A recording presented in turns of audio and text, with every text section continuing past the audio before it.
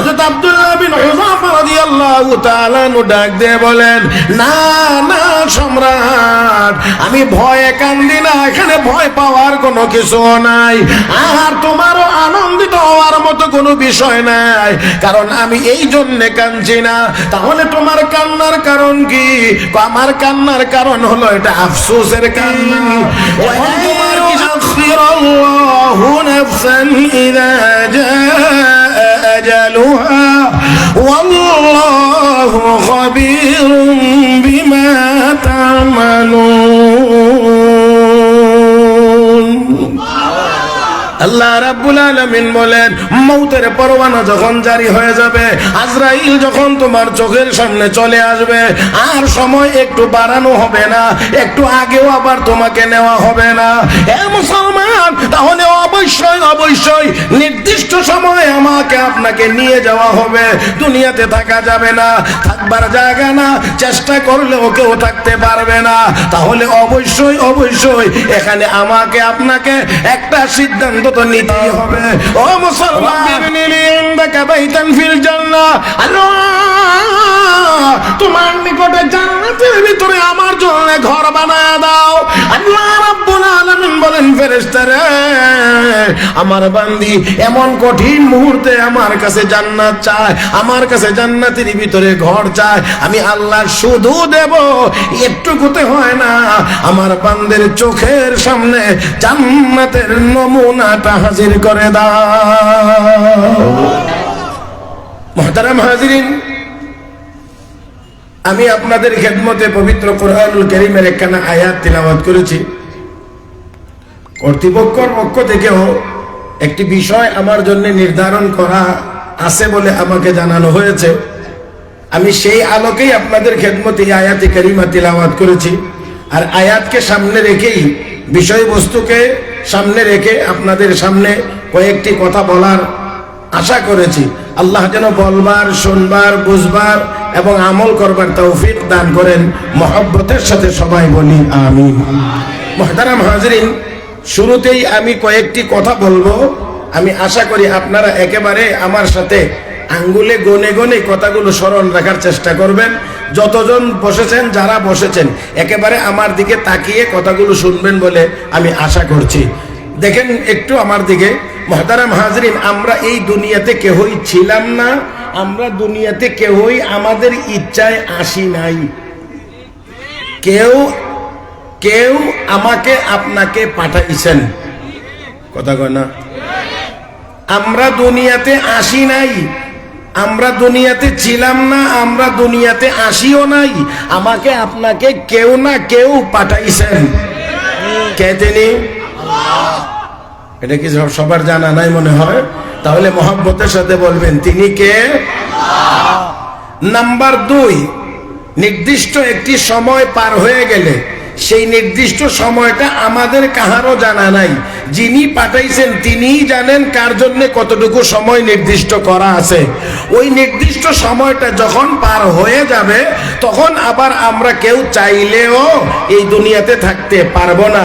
নিয়ে যাবেন কে? এই নিয়ে যাওয়াটার নাম হলো মৌত। এই নিয়ে যাওয়াটার নাম মৌত। এই মৌত পর্যন্ত বা নিয়ে যাওয়া পর্যন্তই শেষ না।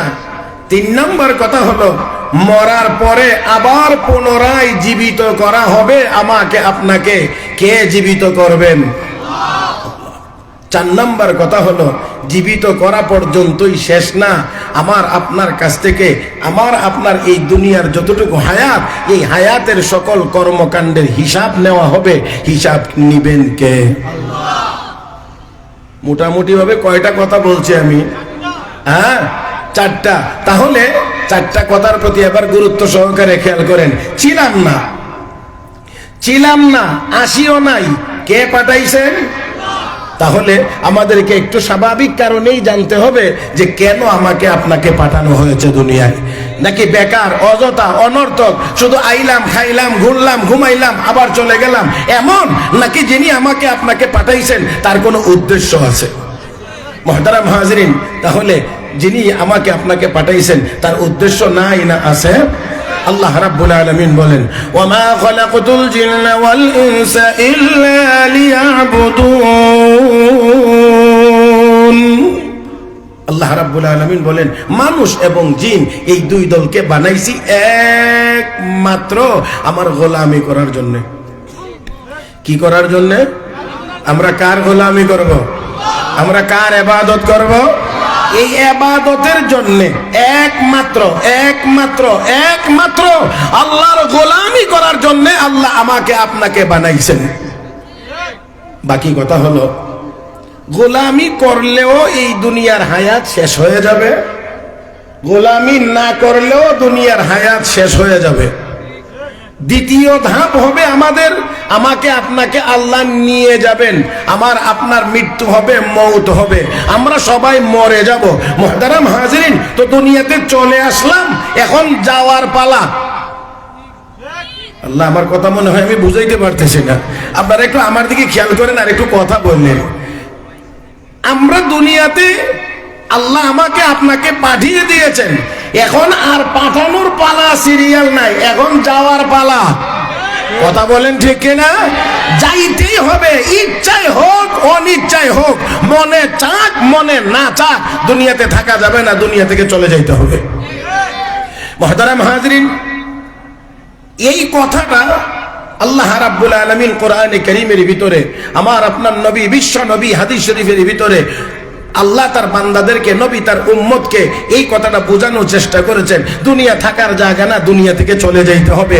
মওত তোমাদের সামনে অপেক্ষা করছে, কখন মরবো এটাও আমাদের কাহারও জানা নাই। মরতে যে হবে এই কথার মধ্যে কি কারো কোনো সন্দেহ আছে? একটু আওয়াজ করে বলেন, সন্দেহ আছে? কখন মরবো? কখন মরবো? কেউ জানি না, কেউ জানি না, কেউ জানি না, একমাত্র কে জানেন? ইন্নাল্লাহা ইনদাহু ইলমুস সাআ ওয়া ইউনাজ্জিলুল গায়ব ওয়া ইয়ালামু মা ফিল আরহাম ওয়া মা তাদরি নাফসুন মাযা তাকসিবু গাদা ওয়া মা তাদরি নাফসুন বিআইয়ি আরদিন তামুত ইন্নাল্লাহা আলিমুন খাবীর। মাশাআল্লাহ, আল্লাহু আকবার। যদি বলেন তো আরেকটু আওয়াজ করে বলেন, আরেকটু আওয়াজ করে বলেন। আল্লাহ, আপনারা না সুজানগরের মানুষ, আরবিতে সুজাউন শব্দের অর্থ হইল বাহাদুর। আল্লাহ, তো ওই বাহাদুরের মতো একটু আনে যদি কিছু না হয় তাহলে সুজানগরের পাশাপাশি আছে রফিনগর। আচ্ছা, রফিনগর, মাশাআল্লাহ, তেদিকে উঁচা, একদিকে বাহাদুর আর একদিকে উঁচা। তাহলে বাহাদুরের আওয়াজ নিচা না উঁচা? একটু একটু। আর 3 দিন ব্যাপী মাহফিলের একেবারে সুর ওটা হয়েছে আমার মতো ছোট মানুষরে দিয়া, যার কারণে এখানে আপনারা যদি মনে করেন যে না একেবারে আরো কিছু বলবেন না, তো আমার মনে হয় এটাও ঠিক হবে না, একটু আওয়াজটা করতে হবে ইনশাআল্লাহ। রাজি তো সবাই? সবাই রাজি তো ইনশাআল্লাহ? নারে তাকবীর। আল্লাহ রাব্বুল আলামিন বলেন, ইন্নাল্লাহা ইনদাহু ইলমুস সাআ, কিয়ামত কখন হবে একমাত্র কে জানেন? কিয়ামত কখন হবে একমাত্র আল্লাহ রাব্বুল আলামিন জানেন, আর কেউ জানেন না। ও মুসলমান, কিয়ামত 2 প্রকার, একটার নাম কিয়ামতে সুগরা আর একটার নাম হলো কিয়ামতে কুবরা। একটা ছোট কিয়ামত আর একটা বড় কিয়ামত। ছোট কিয়ামত হলো প্রত্যেকটা মানুষের আলাদা আলাদা করে মৌতের নাম ছোট কিয়ামত, আর সারাটা পৃথিবী একসাথে ধ্বংস হয়ে যাওয়ার নাম হলো বড় কিয়ামত। এ মুসলমান, যেমন করে দুনিয়ায় কখন কিয়ামত হবে, সারা দুনিয়া একসাথে কখন ধ্বংস হয়ে যাবে, এটাও দুনিয়ার কেউ জানে না।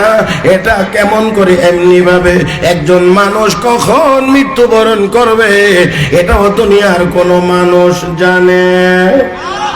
ইন্নাল্লাহা ইনদাহু ইলমুস সাআ ওয়া ইউনাজ্জিলুল গায়স। বৃষ্টি কখন হবে একমাত্র আল্লাহ ছাড়া কেউ জানেন না। ওয়া ইয়ালামু মা ফিল আরহাম, মায়ের গর্ভে সন্তান কি হবে এটা আল্লাহ ছাড়া আর কেউ জানেন না। ওয়া মা তাদরি নাফসুম মাযা তাকসিবু গাদা, আগামীকাল মানুষ কি উপার্জন করবে কি খাবে আল্লাহ ছাড়া আর কেউ জানে না। ওয়া মা তাদরি নাফসুম বিআই আরদিন তামুত, কোথায় মানুষ মৃত্যুবরণ করবে কখন মৃত্যুবরণ করবে এটা দুনিয়ার কোন মানুষ জানে? একমাত্র একমাত্র একমাত্র আল্লাহ। তাহলে মুসলমান আমরা ছিলাম না, পাঠাইছেন কে? থাকতে পারবো না, সময় শেষ হয়ে গেলে নিয়ে যাবেন কে? আবার নিয়ে যাবেন আল্লাহ। হে মুসলমান, তাহলে আল্লাহ রাব্বুল আলামিন কখন নিয়ে যাবেন যেহেতু জানা নাই, তাহলে তাহলে তাহলে অবশ্যই অবশ্যই সব সময় যাওয়ার জন্য প্রস্তুত থাকা, এটাই হলো বুদ্ধিমানের কাজ।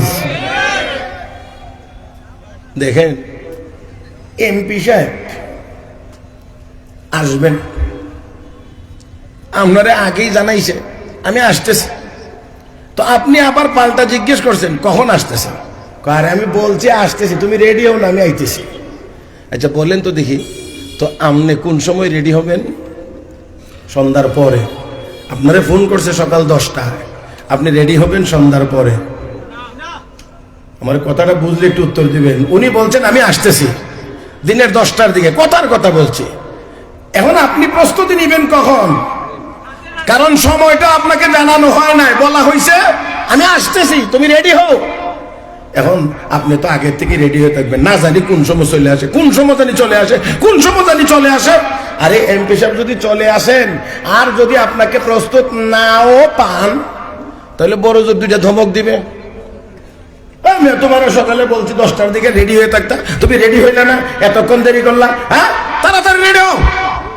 একটা ধমক দিবে, দিয়ে হয়তো আপনাকে বলবে 10 মিনিট বা 15 মিনিটের মধ্যে রেডি হও। তো আজরাইল যখন আসবে তখন যদি আমি প্রস্তুত না থাকি আর এমন সময় যদি বলি আরে আমার একটু সময় দেন একটু প্রস্তুত হয়ে নেই, তাহলে সেই সময়টা তো পাওয়া যাবে। এদিকে তারা মনে হয় আমার কথাটা বুঝেন নাই। আজরাইলে যখন আসবে তখন কি আর আমাকে প্রস্তুতি নেওয়ার সময় দেওয়া হবে? আল্লাহ রাব্বুল আলামিন ১৫০০ বছর আগেই আমাকে আপনাকে এই জন্য সতর্ক করে দিয়ে বলছেন, ইয়া আইয়ুহাল্লাযীনা আমানু লা তুলহিকুম আমওয়ালুকুম ওয়ালা আওলাদুকুম আন যিকরিল্লাহ ওয়া মান ইয়াফআল যালিক ফাউলাইকা হুমুল খাসিরুন وأنفقوا مما رزقناكم من قبل أن يأتي أحدكم الموت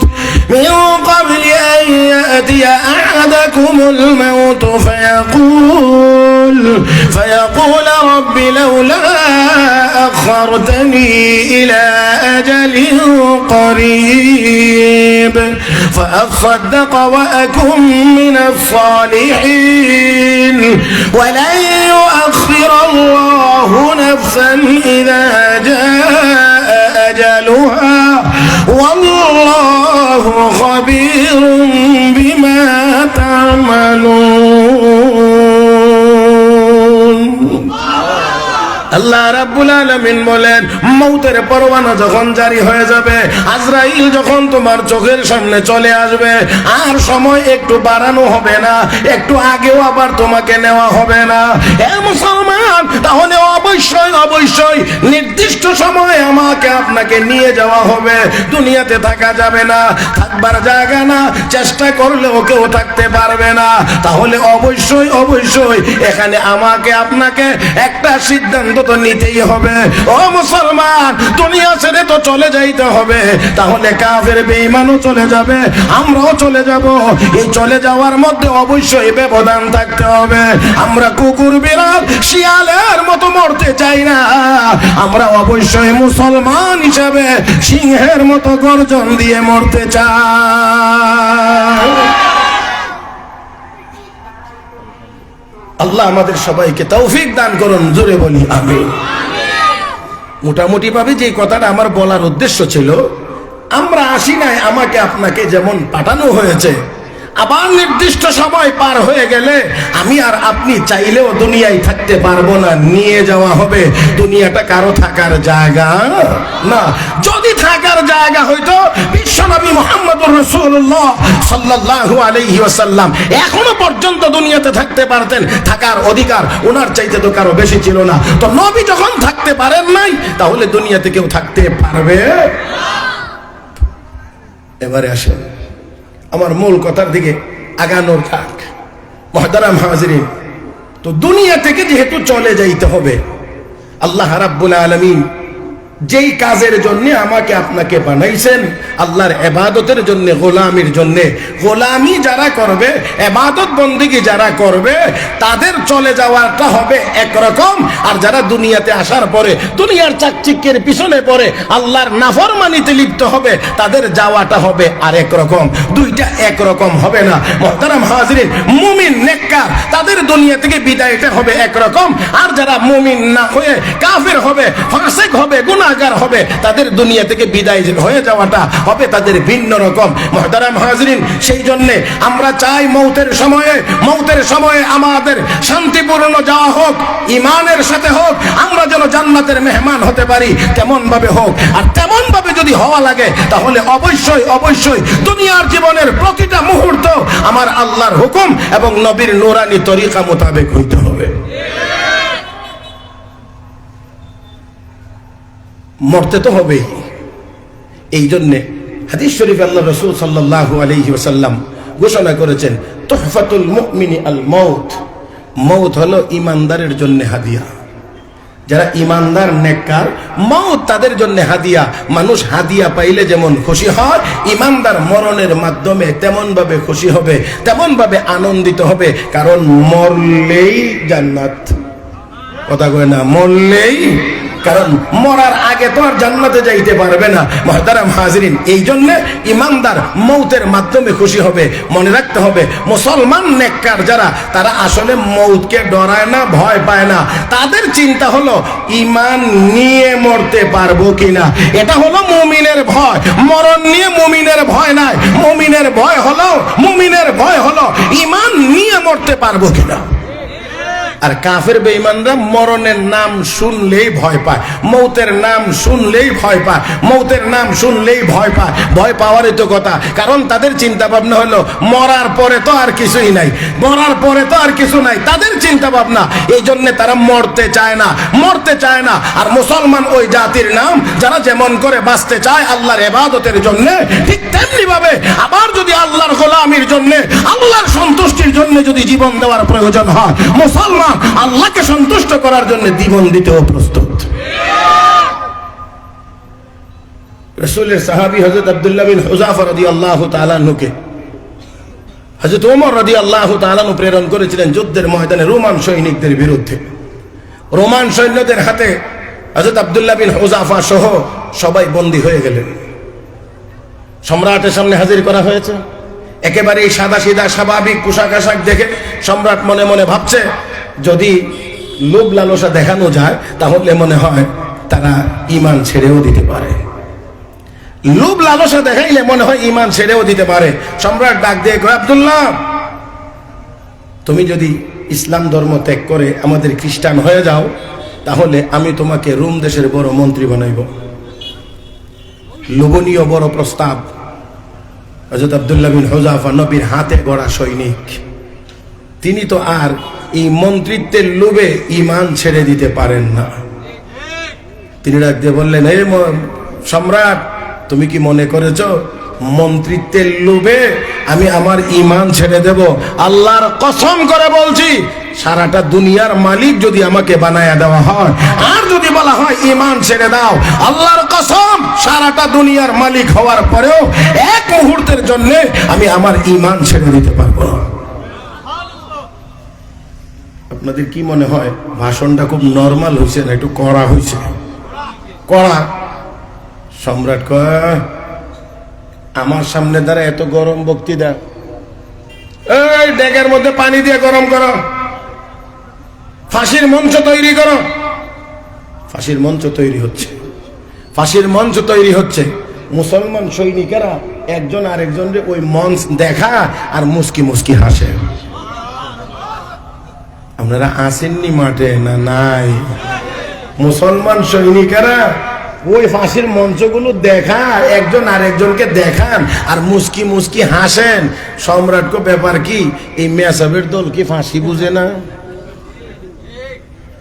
কি কন, মেসাবেরা ফাঁসি বুঝে না? না বুঝেই হাসে? মুস্কি মুস্কি হাসছে। সম্রাট কয়, এই জল্লাদেরা। জি মহারাজ।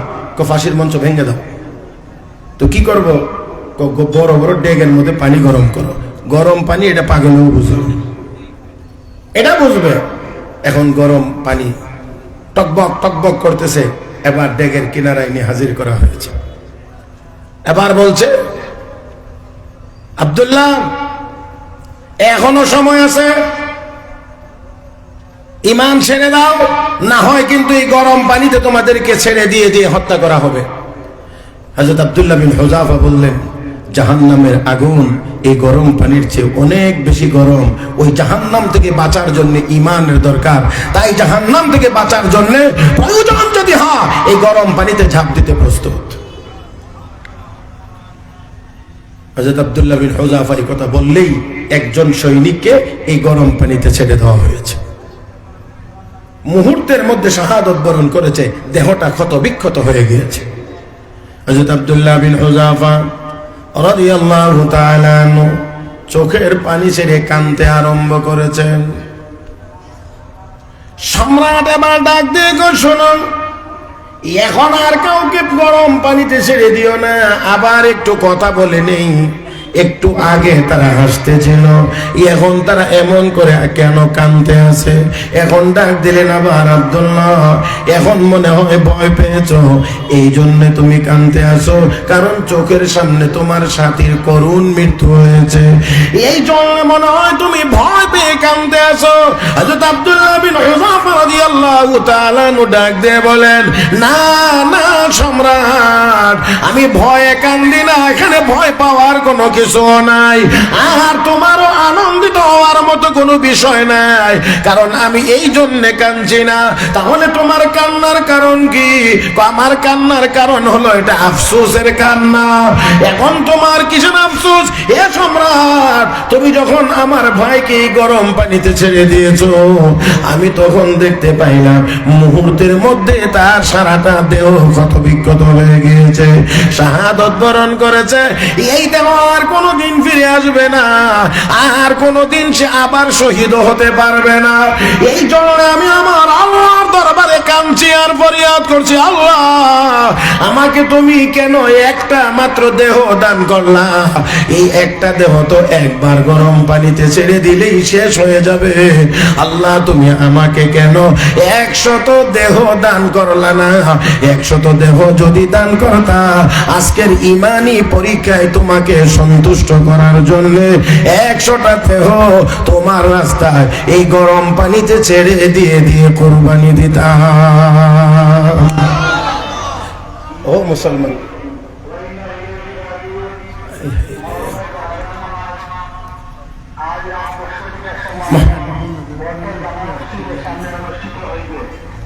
মুহতারাম হাজরিন, হযরত আব্দুল্লাহ বিন হুযাফা রাদিয়াল্লাহু তাআলা আনহু তিনি বললেন, 100 দেহ আমার আল্লাহ আমাকে কেন দিলেন না? সেই জন্যে আমি আমার আফসোসের কান্না কাঁদতে আসি। সম্রাট কো, আরে বাবা, মারতে চাই একবার, মরতে চাই 100বার। কথা কয় না রে, কথা কয় না। মারতে চাই একবার, মরতে চাই 100বার, সেই জাতির নাম মুসলমান। এ ভাই, আমার সাথে কিছু জায়গাতে একটু বলিষ্ঠ আওয়াজের প্রয়োজন। আমরা মুসলমান, কাফের বেঈমানরা ইসলামের কারণে, ঈমানের কারণে, একত্ববাদের কারণে আমাদেরকে মারতে চায় একবার, আর মুসলমান আল্লাহর জান্নাত পাওয়ার আশায় মরতে চায় 100বার। যেই জাতি, যেই মুসলমান আল্লাহর সন্তুষ্টির জন্য জান্নাত পাওয়ার আশা মরতে চায় 100বার, সেই জাতিকে দমন করে রাখার ক্ষমতা পৃথিবীর কোন শক্তির হতে পারে না।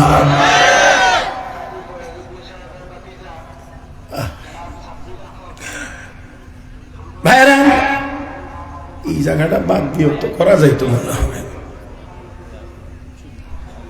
আসুন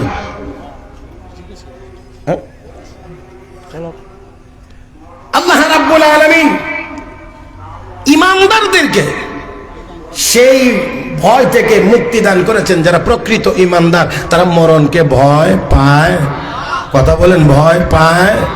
পাবে না, পাবে না, পাবে না। আমার রসুল বলছেন মৌত হলো মুমিনের জন্য হাদিয়া, কিন্তু পক্ষান্তরে যারা কাফের বেঈমান তাদের জন্য হলো ভিন্ন জিনিস। আল্লাহ রাব্বুল আলামিন বলেন, قل إن الموت الذي تفرون منه فإنه ملاقيكم ثم تردون إلى عالم الغيب والشهادة فينبئكم بما كنتم تعملون। আল্লাহ রাব্বুল আলামিন বলেন, হাবিব আপনি বলে দিন, মৌতের হাত থেকে তোমরা যতই পলায়ন করো, যতই ভাগতে চাও, তোমরা পলায়ন করে বাঁচতে পারবে না।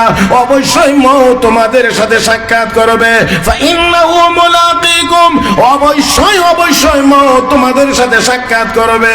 ও মুসলমান, মরণের হাত থেকে পালাইতে চাইবে। কাফের বেঈমানরা পালাইতে চায়, মরতে চায় না। আর মুসলমান যেমন বাঁচতে চায়, প্রয়োজন বুঝে মরতেও চায়। আমার বন্ধুরা, কারণ মুসলমান যখন মৃত্যুর সময় হয়, ইমানদার নেককারে মরার সময় যখন হয়, তখন আল্লাহ রাব্বুল আলামিনের পক্ষ থেকে ফেরেশতা, তার রহমতের ফেরেশতা তার ঘরের ভিতরে নাজিল হয়। ইন্নাল্লাযীনা ক্বালু রাব্বুনাল্লাহ থুম্মা ইসতাকামু তাতানাজ্জালু আলাইহিমুল মালাইকাতু ألا تخافوا ولا تحزنوا وأبشروا بالجنة التي كنتم توعدون نحن أولياؤكم في الحياة الدنيا وفي الآخرة ولكم فيها ما تشتهي أنفسكم ولكم فيها ما تدعون نزلا من غفور رحيم।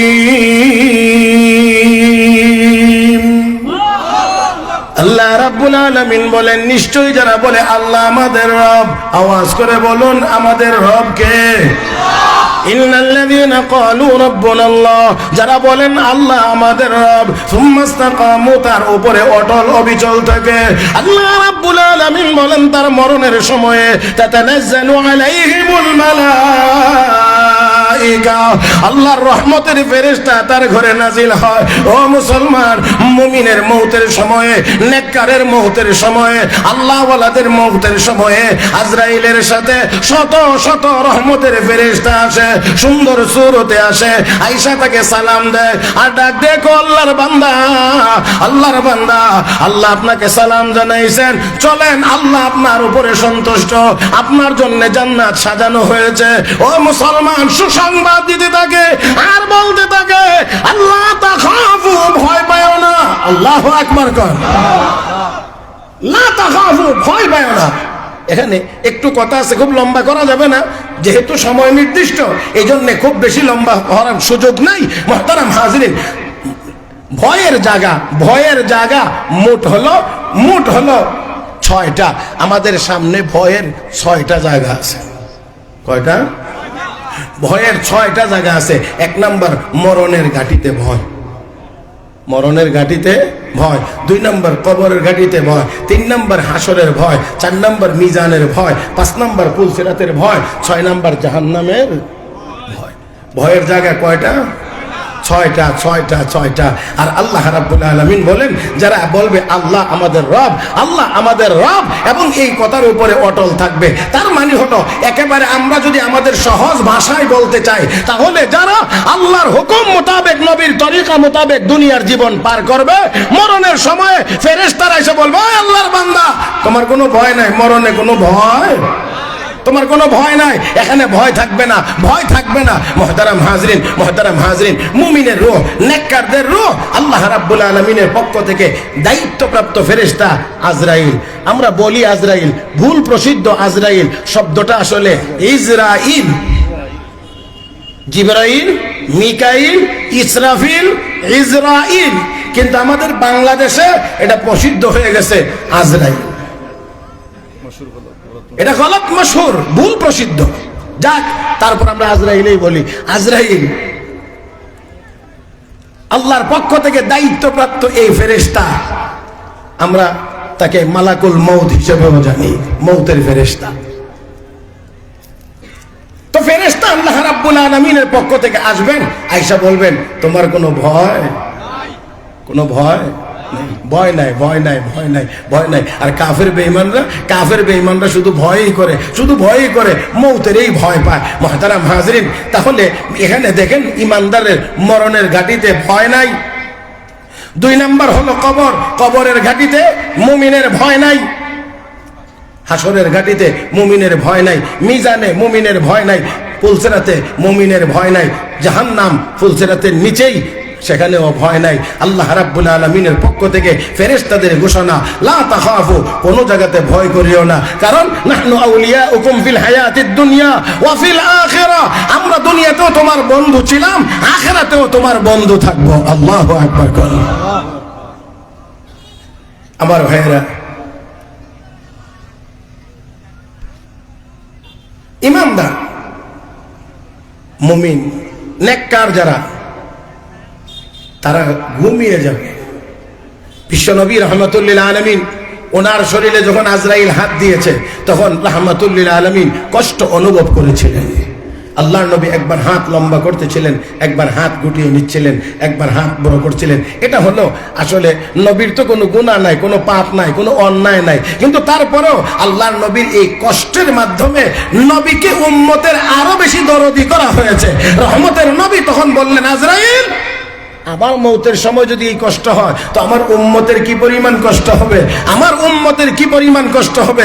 আজরাইল তখন বলছিলেন, আপনার উম্মত যারা নামাজি হবে, আপনার উম্মত যারা নেককার হবে, আমি তাদের রূহ এমন ভাবে কবজ করব যেন মায়ের কোলে সন্তান দুধ পান করে করে ঘুমিয়ে গেলে, মায়ের স্তনের বুটা সন্তানের মুখ থেকে বের করে নিলে সন্তান টের পায় না, আমিও তাদের রূহ এমন ভাবে কবজ করব তারাও ঘুমিয়ে পড়বে, কেউ টের পাবে না। তাহলে আসেন হাদিস শরীফ, আবার আল্লাহ রাসূল সাল্লাল্লাহু আলাইহি ওয়াসাল্লাম বলেছেন, তামুতুনা কামা তাহইয়াউন, দুনিয়ার জীবন যাপন তোমার যেমন হবে, মওতটা কিন্তু তোমার তেমন হবে। তাহলে আমল যেমন হবে, ঈমান আর নেক আমল যদি থাকে, তাহলে অবশ্যই মওত সুন্দর হবে, মওত সুন্দর হবে। আবার ওয়াতহশারুনা কামা তামুতুন, মওতের অবস্থা যেমন হবে, হাসর তোমার তেমন হবে। আমার ভাইয়েরা, তাহলে আসুন আমরা আমরা আমরা অবশ্যই অবশ্যই ঈমানের সাথে ওই সম্মানজনক মওত মরতে চাই, সম্মানজনক মওত চাই। এই জন্য দেখবেন উলামায়ে কেরাম সব সময় বলে থাকেন, উলামায়ে কেরাম এই কথা বলে থাকেন, আল্লাহ যেন আমাদেরকে দোয়া, আপনাদেরকে, আমাদেরকে সবাইকে শেখায়, আমাদের খাতেমা বিল খায়ের যেন হয়, খাতেমা বিল খায়ের যেন হয়, মানে কি ঈমানের সাথে যেন মওত হয়। আমরা তো ঈমানের সাথে মরতে চাই, আর ঈমানের সাথে মরতে পারবো কিনা এটা নিয়েই আমাদের ভয় থাকে। জোরে কোন ঠিক কিনা? তাহলে আসুন আল্লাহ রাব্বুল আলামিন বলেন, ইন্নাল্লাযীনা ক্বালু রাব্বুনাল্লাহ সুম্মা ইসতাকামু তাতানাজ্জালু আলাইহিমুল মালায়েকা আল্লা তাখাফু ওয়া লা তাহজানু। হে আল্লাহর বান্দা, সামনের ঘাটিগুলোর বিষয়ে তোমার কোনো ভয় নাই, ভয় পেও না। ওয়া লা তাহজানু, তোমার রেখে যাওয়া আলী আওলাদের জন্য, তাদের তোমার বংশধরদের জন্য কোনো চিন্তা করিও না। রব্বুল আলামিন অবশ্যই তাদের জিম্মাদার হবেন। আল্লাহ তাখাফু ওয়া লা তাহজানু ওয়া আবশিরু বিল জান্নাতিল্লাতী কুনতুম তুআদুন। আল্লাহর বান্দাকে জান্নাতের নমুনা দেখানো হবে, দেখায়া বলা হবে, ও আল্লাহর বান্দা, ও আবশিরু বিল জান্নাহ, জান্নাতের সুসংবাদ গ্রহণ করো। যেই জান্নাতের ওয়াদা আল্লাহ তোমার সাথে করেছিল, ওই জান্নাতের সুসংবাদ গ্রহণ করো। আমার ভাইরা, মুমিন জান্নাতের দৃশ্যটা দেখবে, জান্নাতের দৃশ্যটা দেখবে, তখন তার রূহটা বের হওয়ার জন্য ছটফট করবে, কখন যাবে, কখন যাবে, কখন যাবে, কখন যাবে।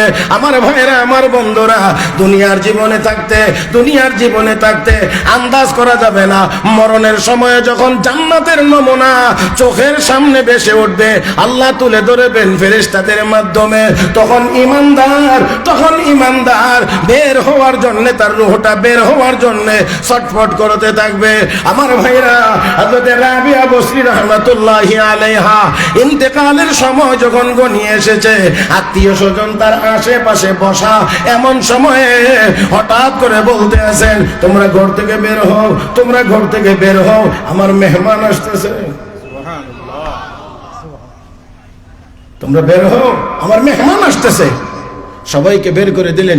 কিছুক্ষণের মধ্যেই শোনা যায় ঘরের ভিতরে শুধু আওয়াজ হচ্ছে কোরআনের একটি আয়াতের আওয়াজ। ইয়া আইয়াতুহান নাফসুল মুতমাইন্না ইরজিই ইলা রাব্বিকি রাদিয়াতান মারদিয়া ফাদখুলি ফি ইবাদি ওয়াদখুলি জান্নাতি।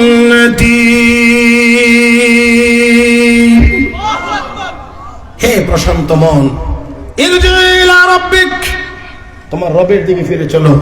রাদিয়াতাম মারদিয়া, তুমি অসন্তুষ্ট, তোমার রব অসন্তুষ্ট। এই আয়াতের তেলাওয়াত শুনে ফাদখুলি ফি ইবাদি ওয়াদখুলি জান্নাতি, আমার বান্দাদের অন্তর্ভুক্ত হয়ে, নেককার বান্দাদের অন্তর্ভুক্ত হয়ে আমার জান্নাতে প্রবেশ করো, আমার জান্নাতে প্রবেশ করো। এই আয়াতের তেলাওয়াতের পরে আর কোনো কিছুই সারা শব্দ পাওয়া যায় না। আত্মীয় স্বজন এবার ঘরের ভিতরে প্রবেশ করে দেখে আল্লাহর বান্দি আর দুনিয়াতে নাই, আল্লাহ জান্নাতের মেহমান হয়ে চলে গেছে। আল্লাহু আকবার। হাফিজুল হাদিস হযরত আকদাস হযরত মাওলানা আব্দুল্লাহ দরখাস্তি রাহমাতুল্লাহি আলাইহি ইন্তেকালের সময় ডাক্তার আসছে, ডাক্তার নিয়ে আসছেন, ওনার অবস্থা মুমূর্ষ। ডাক্তার নিয়ে আসলে ডাক্তার এসে তার যন্ত্রপাতি শরীরে ধরে কয়, হার্ট কাজ করতেছে না, হার্ট কাজ করছে না। হাফিজুল হাদিস আল্লামা আব্দুল্লাহ দরখাস্তি রাহমাতুল্লাহি আলাইহি বেকুব ডাক্তার, মুমিনের হার্ট আবার কাজ করে না কেমনে রে? ওই ডাক্তার, তুই শোন, আমি তোকে আল্লাহর নবীর হাদিস শোনাইবো, বুখারীর হাদিস শোনাইবো, সনদ সহ মতন সহ আমি তোরে সনদান মতনান হাদিস শোনাইতে আসি। তিনি একটা হাদিস শোনাইছেন, দ্বিতীয় হাদিস শোনাইছেন, তৃতীয় হাদিস পড়ার সময়ে আল্লাহর জান্নাতের মেহমান হয়ে গেছে। ও মুসলমান, মুমিনের নেককার যারা, তাদের রূহটা তো এমন করেই বের হবে, এমন করেই বের হবে। ও ভাইয়েরা, দুনিয়াতে যেহেতু থাকা যাবে না, মরতেই যেহেতু হবে, তাহলে ভালোভাবেই তো মৌত হওয়া দরকার। কথাগণ আল্লাহর পক্ষ থেকে ফেরেশতারা যেন সুসংবাদ নিয়ে আসে, লা তাখাফু ওয়া লা তাহজানু ওয়া আবশিরু বিল জান্নাতিল্লাতী কুনতুম তুআদুন নাহনু আউলিয়াউকুম ফিল হায়াতিদ দুনিয়া ওয়া ফিল আখিরাহ। তোমার সাথে ছিলাম, তোমার সাথে আমরা থাকবো। আর আল্লাহ রাব্বুল আলামিনের পক্ষ থেকে তারা বলতে থাকবে, ওয়ালাকুম ফিহা মা তাশতাহি আনফুসুকুম ওয়ালাকুম ফিহা মা তাদউন। এ আল্লাহর বান্দা বান্দি, জান্নাতে গিয়ে মনটা যা চাইবে তা পাইবা, মুখে যা বলবে তাও পাইবা। সেই জান্নাতের সুসংবাদ গ্রহণ করো, এমন জান্নাতের সুসংবাদ দেওয়া হবে। মুহতারাম হাজরিন, তাহলে আসুন আমরা এই সুন্দর মৌতের জন্য, যেই মৌতের সময় ফেরেশতা এসে আমাদেরকে সালাম দিবে, সেই মৌত যেন আল্লাহ আমাদের সবাইকে নসিব করেন। সবাই বলি আমিন। পক্ষান্তরে যারা কাফের বেঈমান হবে, ঈমান থাকবে না, ঈমান নাই, নেক আমল নাই, কাফের বেঈমান, তারা তো মৌতকেই জন্যই ভয় পায়, ভয় পাওয়ারই তো কথা, কারণ মরতে তো তারা চাইবে না। আমার ভাইরা, আমার বন্ধুরা, এমন অবস্থা, দুনিয়া দুনিয়া দুনিয়া দুনিয়া দুনিয়া দুনিয়া, আরো চাই আরো চাই আরো চাই আরো চাই, এই করতে করতে করতে করতে করতে করতে দুনিয়ার জীবনটা পার করে। আমার ভাইরা, জান চলে না, চোখে ভালো দেখে না, হাঁটতে পারে না, তারপরেও দুনিয়ার সম্পদ আরো চাই। কথা কনা, কথা কনা। কাফের বেঈমানদের টার্গেট একমাত্র দুনিয়া। আমার বন্ধুরা, ইমানদার, ইমানদার যদিও দুনিয়ায় বিচরণ করে, তাহলে দুনিয়াতে বিচরণ যদিও করে, কিন্তু ইমানদারের দৃষ্টিভঙ্গি আর কাফের বেঈমানের দৃষ্টিভঙ্গি এক হতে পারে না। ও মুসলমান, সহজে বোঝার জন্য আমি বলে থাকি, আকাশে পাখি উড়ে, একটা পাখির নাম ঈগল, আর একটা পাখির নাম হলো শকুন। ও মুসলমান, শকুন সবসময় মরা পশাটার খোঁজ করে, তালাশ করে, মরা পশাটা তালাশ করে খায়, আর ঈগল সবসময় জিন্দাটা শিকার করে খায়।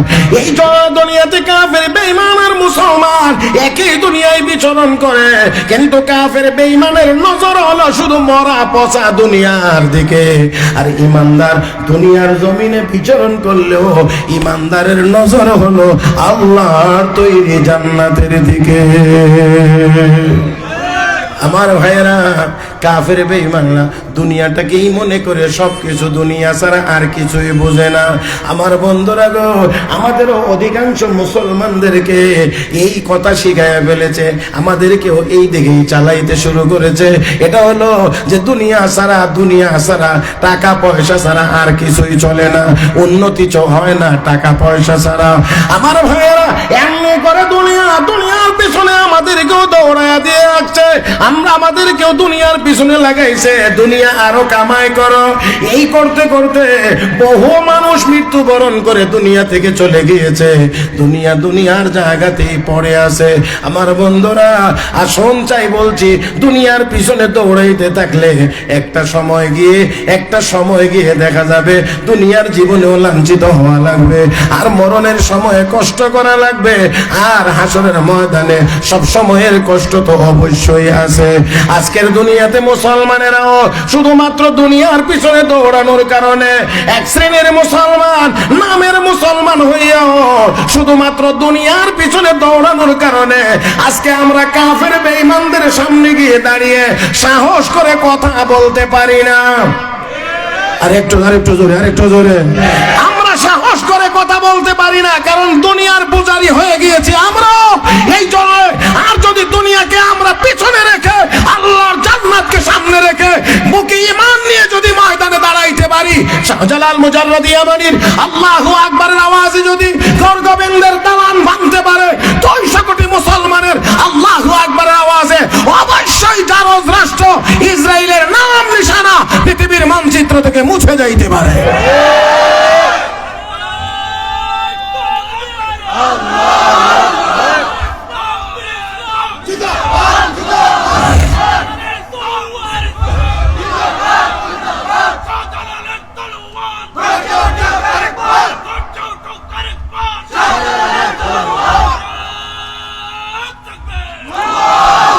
প্রথম দিক দিয়ে ইমাম 2 জন হয়ে গেছে, তো মুক্তাদির একটু বেকায়দায় পড়ে গেছে, কার অনুসরণ করবে?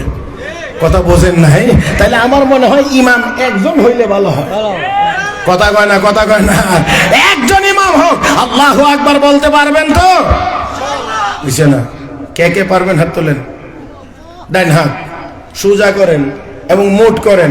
এবার আমার সাথে একটু কথা বলেন, জমিন কার? আসমান কার? চন্দ্র সূর্য কার? আমরা কার? আল্লাহর নামের আওয়াজ হবে আস্তে না জোরে? এবার হোক।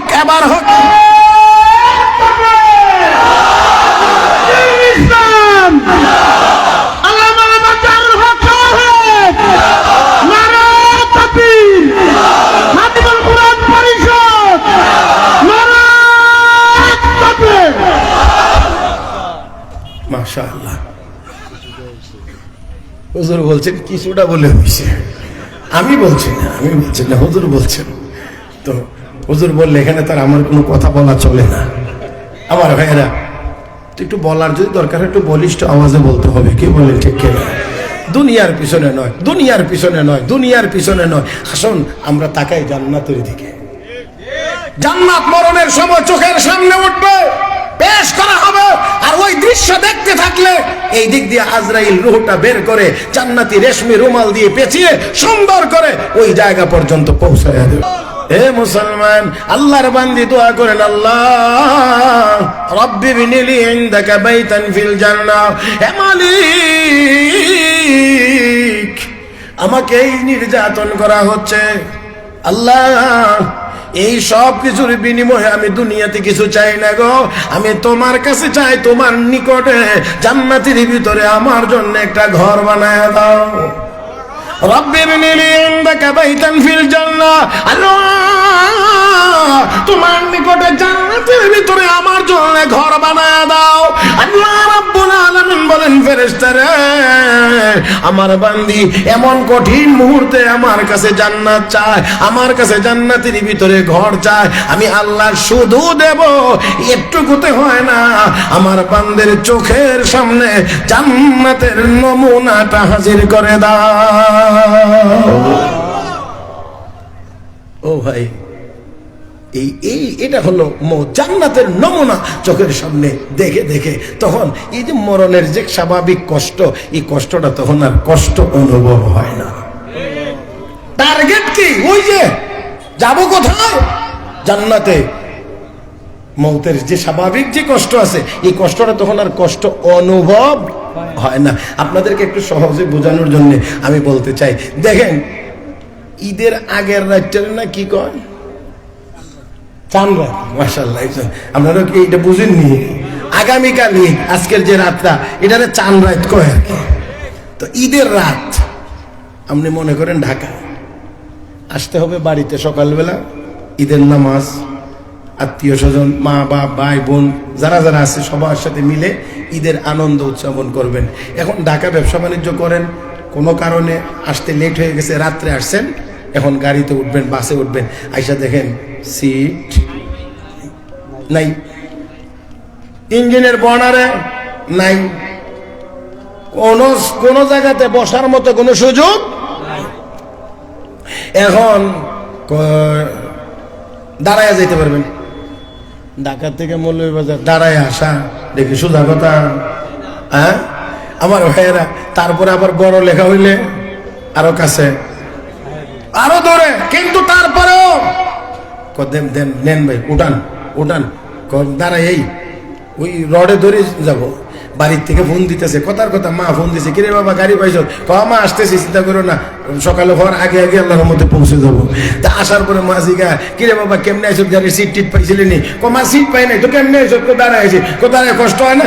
না কষ্ট হইব কেন, আরো অনেক মানুষ ছিল আমার সাথে, দাঁড়ায় দাঁড়ায় কথাবার্তা বলতে বলতে বাড়িতে চলে আসছি। অথচ এই ছেলেটাকেই যদি এই ঈদের রাত, ঈদের দিন আগামীকাল সকালে না হইতো, তাহলে তারে যদি বলা হইতো দাঁড়ায়া, সে তো পারলে যে কইতো যে দাঁড়ায়া যাইব, এর শুদ্ধা মাইর ধরতো।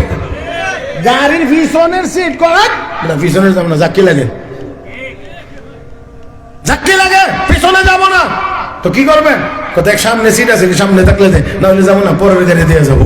আমার ভাইয়েরা, তাহলে একটু খেয়াল করে দেখেন, আগামী সকালটা হলো ঈদ, আমাকে ঈদের আগে বাড়ি গিয়ে পৌঁছতে হবে, আত্মীয় স্বজনের সাথে মিলে আমাকে ঈদ করতে হবে।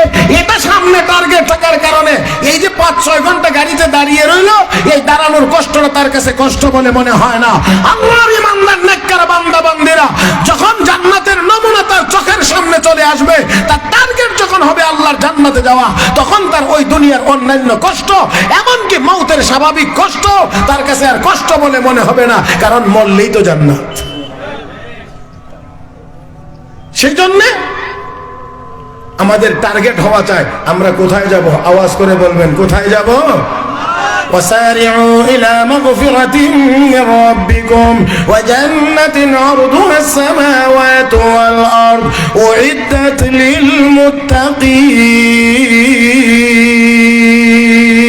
للمتقين। আল্লাহ রাব্বুল আলামিন বলেন ওই জান্নাতের দিকে দৌড় দাও, ওই জান্নাতের দিকে প্রতিযোগিতামূলক দৌড় দাও।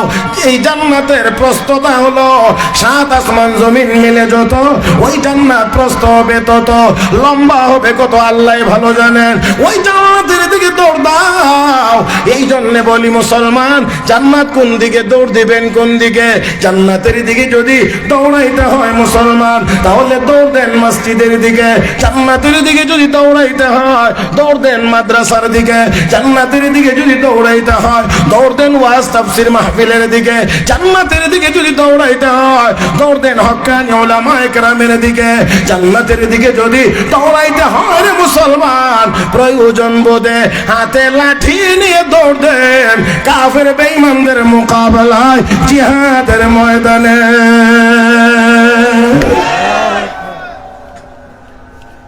আসুন, আল্লাহ যেন আমাদেরকে তৌফিক দান করেন, বলি আমিন। আর একটু জোরে বলি আমিন।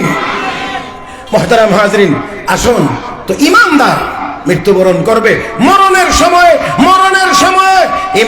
ইমানদার জান্নাতের নমুনা দেখে দেখে মৃত্যুবরণ করবে। জান্নাতের নমুনা তার চোখের সামনে থাকবে।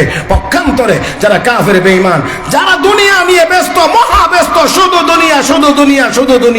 দুনিয়া। মুহতারাম হাজরিন, তাদের অবস্থাটা কি? এই দুনিয়ার জীবন, এইভাবে দুনিয়ার পিছনে দৌড়াইতে একেবারে তার প্রাণটা একেবারে গলার কাছাকাছি চলে এসেছে। তারপরেও এখনো সে দুনিয়াই জপে। আল্লাহ রাব্বুল আলামিন বলেন, কাল্লা ইযা বালাগাতিত তারাকিয়া ওয়া কিলা মান রাক ওয়া যান্না আন্নাহুল ফিরাক।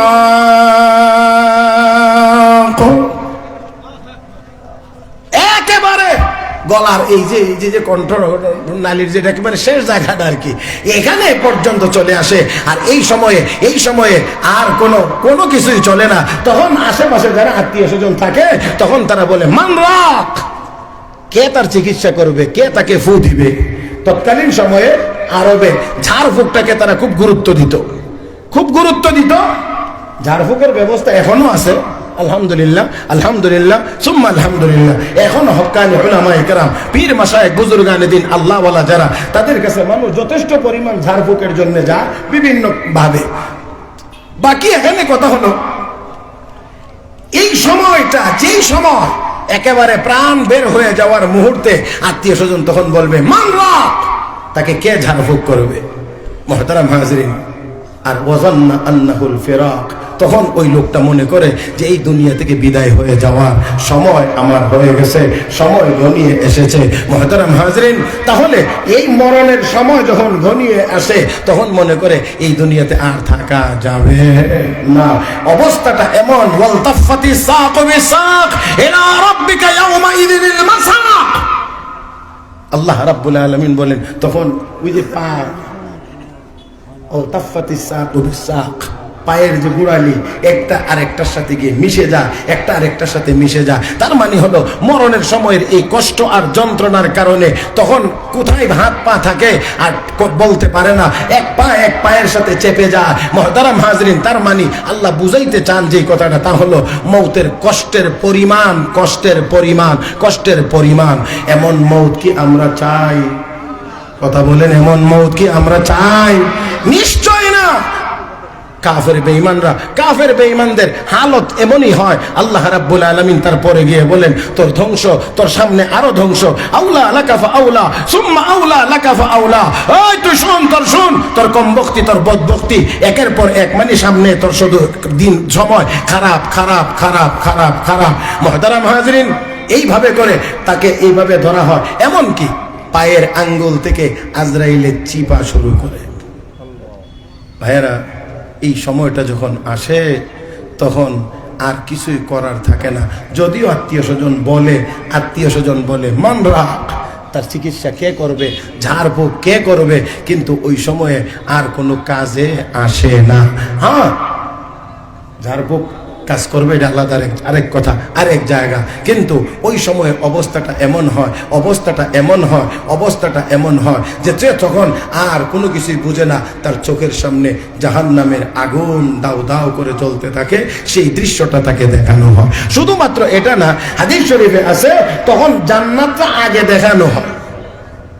এই দেখো, তোমার জন্য এই জান্নাত ছিল, এই জান্নাতের বাড়িটা তোমার জন্য ছিল, তুমি যদি ইমানদার হইতা, নেককার হইতা, তাহলে এই বাড়িটা তুমি পাইতা।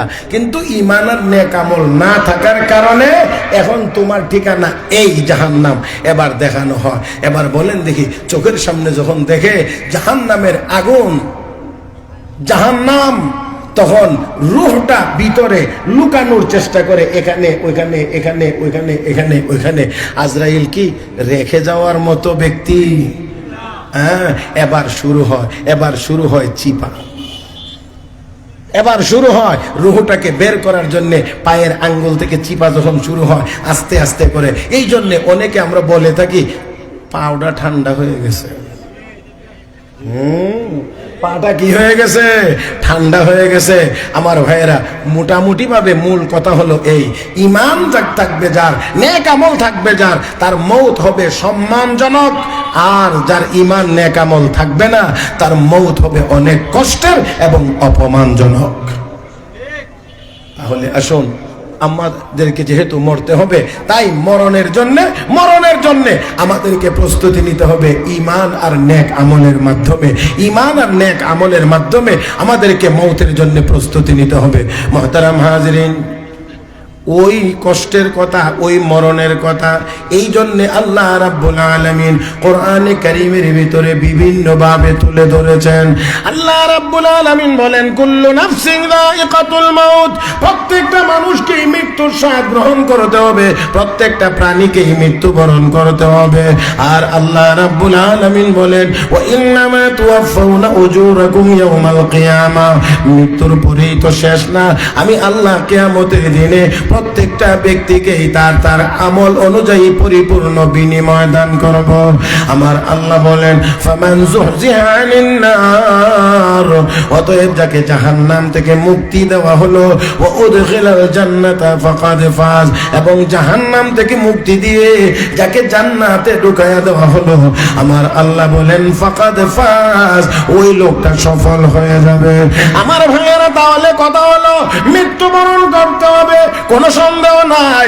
এই মৌত যার ঈমান আর নেক আমল থাকবে, আরামের সাথে মৃত্যুবরণ করবে। কাফের বেঈমান যারা কষ্টের ভিতর দিয়ে মরবে, কষ্টের পরিমাণ শুধু সামনে আরো বাড়তে থাকবে। আর ঈমানদার মৃত্যুবরণ করবে, জান্নাতে যাবে।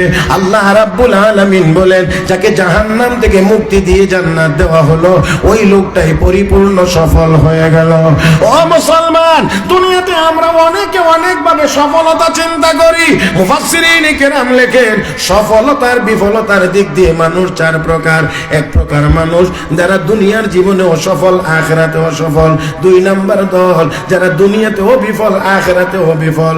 তিন নাম্বার দল দুনিয়ার জীবনে সফল, আখিরাতে বিফল। চার নাম্বার দল হলো তারা দুনিয়ার জীবনে বিফল কিন্তু আখিরাতের জীবনে সফল। প্রথম নাম্বার যারা দুনিয়া ও আখিরাত উভয় জগতে সফল, তারা হলো ওই সকল ঈমানদার নেককার যারা ঈমানদার নেককার হওয়ার পাশাপাশি অনেক টাকা পয়সার মালিক আল্লাহ মালিক বানাইছেন, হালাল পথে সম্পদ উপার্জন করতে পেরেছেন। টাকা পয়সা থাকার কারণে দুনিয়ার জীবন সফল, আর আর আর আর ঈমান আর নেক আমল থাকার কারণে তার পরকালীন জীবন সফল। আমার ভাইয়েরা, এমন আল্লাহওয়ালা মানুষ দুনিয়াতে ছিলেন, আছে। হযরতে সাহাবায়ে কেরাম রিদওয়ানুল্লাহি তাআলা আলাইহিম আজমাইনদের মধ্যে হযরত আব্দুর রহমান ইবনে আউফ রাদিয়াল্লাহু তাআলা আনহু, হযরত উসমান যুন্নুরাইন রাদিয়াল্লাহু তাআলা আনহু, যারা দুনিয়ার জীবনে বহু টাকা পয়সার মালিক ছিলেন, আবার ঈমান আর নেক আমল পরিপূর্ণ মাত্রায় ছিল। এই জন্য তাদের দুনিয়ার জীবনও সফল, আখিরাতের জীবনও সফল। দুই নাম্বার দল দুনিয়ার জীবনেও বিফল, আখিরাতেও বিফল। আমার ভাইয়েরা, দুনিয়ার জীবনে ঈমান নাই, নেক আমল নাই, আবার টাকা পয়সাও নাই। টাকা পয়সা না থাকার কারণে দুনিয়ার জীবন বিফল, আর ঈমান আর নেক আমল না থাকার কারণে আখিরাতের জীবনও বিফল। কারণ দুনিয়ার জীবনের টাকা পয়সা আখিরাতের জীবনে চলে, কথা বলেন, চলে না। দুনিয়ার জীবন বিফল, আখিরাতের জীবনও বিফল। ও মুসলমান, 3 নাম্বার দল হলো দুনিয়ার জীবনটা দেখতে দেখা যায় সফল, মানে অনেক টাকা পয়সার মালিক হয়েছে, কিন্তু ঈমান নাই, নেক আমল নাই, এই জন্যে আখিরাতের জীবন তার বিফল। এটাই হলো আসলে চূড়ান্ত ভাবে বিফল। নাম্বার 4, দুনিয়ার জীবন বিফল কিন্তু আখিরাতের জীবন সফল। তারা হলো ওই সকল গরিব মুসলমান যারা গরিব হওয়ার পরেও, ঈমান আর নেক আমল থাকার পরেও, টাকা পয়সার মালিক বেশি ছিল না, টাকা পয়সা না থাকার পরেও ঈমান আর নেক আমলের পথ থেকে দূরে সরে যায় নাই, সব সময় মজবুত হয়েছিলেন। যদিও দুনিয়ার জীবনে দেখা যায় বেশি টাকা পয়সা নাই, বাড়ি গাড়ি নাই, কিন্তু আমার আল্লাহ বলেন, ইন্নাল্লাযীনা আমানু ওয়া আমিলুস সালিহাত কানাত লাহুম জান্নাতুল ফিরদাউসি নুজুলা। ঈমান আর নেক আমল নিয়ে যারা আসবে, আমি আল্লাহ তাদেরকে জান্নাতুল ফিরদাউসের মেহমান বানাইব। তারা চূড়ান্ত ভাবে সফল, কারণ আল্লাহ বলেছেন, ফামান যুহজিহা আনিন নার ওয়া উদখিলাল জান্নাতা ফাকাদ ফাজ। যাকে জাহান্নাম থেকে মুক্তি দেওয়া হলো আর জান্নাতে প্রবেশ করতে পারলো, সেই লোকটা হবে সফল, সেই লোকটা হবে সফল, সেই লোকটা হবে সফল। কারণ চূড়ান্ত সফলতা জান্নাতে যাওয়ার আগে কাহারও পক্ষেই সম্ভব নয়, কারো পক্ষেই সম্ভব নয় চূড়ান্ত সফলতা জান্নাতে গেলে। কারণ সফল জীবন হতে গেলে যা যা লাগে তা হলো, তার মধ্যে একটা হলো, যখন যা মনে চাইবে তখন তা পাওয়া যাবে, এটার নাম হলো সফল জীবন। আর এটা একমাত্র জান্নাত ছাড়া আর কোথাও সম্ভব। মনে যা চাইবে তাই পাবে। এই সুযোগ দুনিয়াতে যদি কাউকে দেওয়া হয়, তো একলাই তো বড় লেখা তা না, পুরাটা লয়ে নেবে একজনে, তো বাকিরা কই যাইবে? আল্লাহ যদি এরকম সুযোগ কাউকে দেয়, বলে তুই যা চাইবে তা পাইবে, তো প্রথমে হাত তুলে সে বলবে, আল্লাহ আস্তা বড় লেখা থানাটা আমি চাই। এই জন্যে দুনিয়াটা যা চাইবেন তাই পাওয়া যাবে, এটা দুনিয়া না, এটা আমার আল্লাহর ইচ্ছার উপরে নির্ভর করবে। আল্লাহ যাকে দিবেন সে পাবে, যদ্দূর দিবেন অদ্দূর পাবে। রব্বে করিম কোরআনের এক আয়াতে বলেন, من كان يريد العاجلة عجلنا له فيها ما نشاء لمن نريد ثم جعلنا له جهنم يصلاها مذموما مدحورا ومن أراد الآخرة وسعى لها سعيها وهو مؤمن فأولئك كان سعيهم مشكورا। আল্লাহ রাব্বুল আলামিন বলেন, দুনিয়া চাইলেই সবাই পাবে না, আমি আল্লাহ যাকে দেব সে পাবে, যতটুকু দেব ততটুকু পাবে। এই জন্যে দুনিয়া চাইলেই সবাই পায় না। সবাই তো চায় অনেক বড় হয়ে যাইতে, অনেক ধনী হয়ে যাইতে, কিন্তু সবাই ধনী হইতে পারে না। আবার অনেকে ধনী হইয়াও এটার উপরে থাকতে পারে না, কারণ অনেক সময় অনেক ধনী মানুষও গরিব হয়ে যায়। ভাইয়েরা, তাহলে বোঝা গেল আল্লাহ যাকে দিবেন সে পাবে, যতটুকু দিবেন ততটুকু পাবে। কিন্তু পক্ষান্তরে জান্নাত যা মনে চাইবে তাও দিবে। মরণের সময় ফেরেশতারা এই ঘোষণা শোনায় দিবে, ওয়ালাকুম ফিহা মা তাশতাহি আনফুসুকুম। ওই জান্নাতের ভিতরে তোমার মনে যা চাইবে তা পাইবা। ওয়ালাকুম ফিহা মা তাদউন, আবার মুখে যা দাবি করবা তাও পাইবা। মনে চায় অনেক জিনিস, কিন্তু মুখে বলা যায় না, কিন্তু জান্নাতের ভিতরে মনে চাইলেও পাওয়া যাবে। এখন কথা হলো মুখে যা দাবি করবে। এই জন্য হাদিস শরীফে আছে, জান্নাতের ভিতরে কেউ সন্তান চাইবে না, জান্নাতের ভিতরে কেউ সন্তান চাইবে না। তারপরেও যদি কেউ চায় যে আল্লাহ আমার একটা ফুয়া দাও, তাহলে ফুয়া হইয়া বাপ সমান হইতে দেরি হইত না, বাপ পুত সমান সমান। কথা বোঝেন নাই? তো এখন অবস্থা হবে কি, এরপরে আর কেউ জান্নাতের ভিতরে এই ছেলে চাইবে না। তবে আবার কথা হলো, ওই আমি এক বুজুর্গের ওয়াজ করতে গিয়ে বলতেছে যে জান্নাতের ভিতরে ওয়ালাকুম ফিহা মা তাশতাহি আনফুসুকুম, মনে যা চাইবে তাই পাবে। এই কথা যখন বলছে, তখন একজন দাঁড়ায় কয়, ও মিয়া সাহেব, জান্নাতের ভিতরে বিড়ি পাওয়া যাবে নি? কারণ বিড়ি তো আমার খুব প্রিয় জিনিস, পাওয়া যাবে কি? তখন ওই হুজুরে বয়ান করতে, যে বেচারা বয়ান করে তার কি আর অদ্ভুত বুদ্ধি সত্যি আসে না? উনি বলতে আছেন, হ্যাঁ হ্যাঁ হ্যাঁ, অবশ্যই জান্নাতের ভিতরে বিড়িও পাবেন, তবে কথা হলো জান্নাতে কিন্তু আগুনের ব্যবস্থা নাই। বিড়ি তো আগুন দিয়ে জ্বালায় খাইতে হবে, টানতে হবে। তো আপনার যদি বিড়ি আগুন দিয়ে জ্বালাইতে হয়, তাহলে এই আগুনের জন্য দুজখে যাইতে হবে। এটা হলো যেমন প্রশ্ন এমন উত্তর। আসল কথা হয়েছে, জান্নাতের ভিতরে কেউ এরকম এত কম দামি আর এত বাজে জিনিস জান্নাতের ভিতরে চাইবে না। কারণ জান্নাতের নাজ ও নিয়ামত অনেক অনেক অনেক উন্নত, অনেক অনেক অনেক উন্নত। আল্লাহ বলেন, মান তুসিরুনাল হায়াতাদ দুনিয়া বাল তুসিরুনাল হায়াতাদ দুনিয়া ওয়াল আখিরাতু খায়রুন ওয়া আবকা। দুনিয়ার জীবনকে প্রাধান্য দাও, অথচ আখিরাতের জীবন হলো উন্নত এবং উত্তম, উন্নত এবং উত্তম। মুহতারাম হাজিরিন, তাহলে জান্নাতের ভিতরে এত নিম্নমানের কোনো জিনিস কেউ চাইবে না।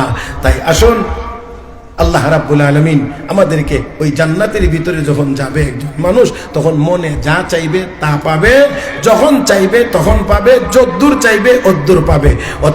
অতএব এই আশা আকাঙ্ক্ষা পূরণ দুনিয়ার জীবনে পরিপূর্ণরূপে সম্ভব নয়। এই জন্য আল্লাহ বলেন, ফামান যুহজিহা আনিন নার, যাকে জাহান্নাম থেকে মুক্তি দেওয়া হলো, ওয়া উদখিলাল জান্নাতা ফাকাদ ফাজ, আর জান্নাতে প্রবেশ করায় দেওয়া হলো, তার জীবনটা হবে সফল, তার জীবনটা হবে সফল। পক্ষান্তরে শেষ কথা বলতে চাই, মুহতারাম হাজিরিন, এই দুনিয়ার জীবন থেকে ঈমান আর নেক আমল নিয়ে সুন্দরভাবে মরতে পারলে জান্নাতে যাওয়া যাবে। আর পক্ষান্তরে যদি ঈমান আমল না থাকে, তাহলে মরণের সময়ই যেই যন্ত্রণাদায়ক মৌত হবে, আর সামনে তার শুধু খারাপি আর খারাপি, তার দুর্দিন আর দুর্দিন, দুঃসময় আর দুঃসময়, আযাব আর আযাব, সামনে শুধু আযাবের পরিমাণ বাড়তেই থাকবে, বাড়তেই থাকবে, বাড়তেই থাকবে। রব্বে করিম কোরআনে কারীমের ভিতরে বিভিন্ন আয়াতের ভিতরে আল্লাহ রাব্বুল আলামিন তাই সেই অবস্থার বিবরণ দিয়েছেন। তার মধ্যে আল্লাহ বলেন, খুযুহু ফাগুল্লুহু সুম্মাল জাহিমা সাল্লুহু, ধরো, বেড়ি লাগাও, জাহান্নামের মধ্যে নিক্ষেপ করো। আল্লাহ রাব্বুল আলামিন আমাদের সবাইকে ঈমান আর নেক আমলের মাধ্যমে আমরা যেন দুনিয়া থেকে ঈমান হালতে, নেক হালতে, সুন্দর মৃত্যুর মাধ্যমে যেন আমরা জান্নাতের উপযুক্ত হয়ে দুনিয়া থেকে বিদায় হতে পারি।